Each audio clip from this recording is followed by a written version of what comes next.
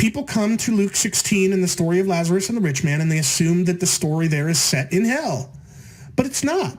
The text explicitly says that it's in Hades, or Hades, that intermediate state, the underworld, the place where dead people are, not where resurrected people go out to be judged.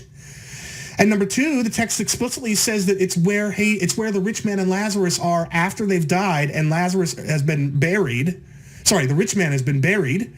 So this is pre-resurrection, not post-resurrection. And finally, and most critically, the rich man in this bad part of Hades pleads with Abraham to send the rich man to his still living brothers to warn them to avoid coming to this fate. And this is really important because on the day of judgment, after all humankind has been raised from the dead and stands before the throne to be finally judged, there will be nobody yet blissfully unaware of their impending doom. So this can only be the intermediate state where this scene is set. So the most wooden literal reading of the story of Lazarus and the rich man is still consistent with our view. There's nothing there that has anything at all to do with hell or eternal torment.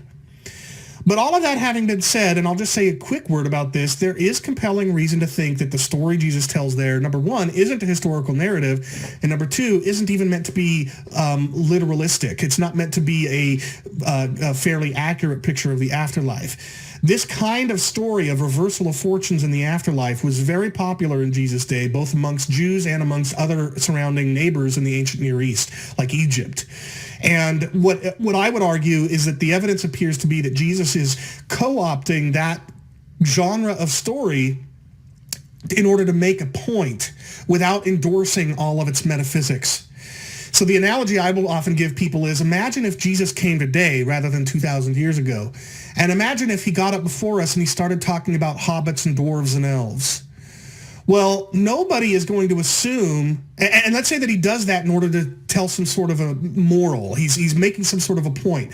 And he does it because he knows that we're familiar with stories about hobbits and elves and dwarves, because all of us today practically have seen Lord of the Rings or read Lord of the Rings. Well, who, though, would think that what Jesus is doing is endorsing belief in hobbits and dwarves and elves? Nobody would. They would know that Jesus is just evoking a popular picture that his hearers would resonate with because they're familiar with it.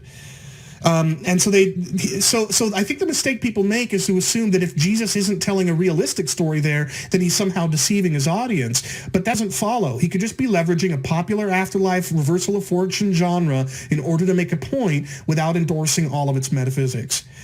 But again, let me reiterate.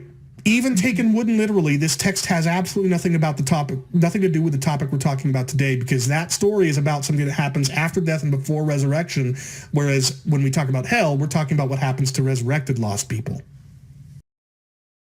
His own self for hell.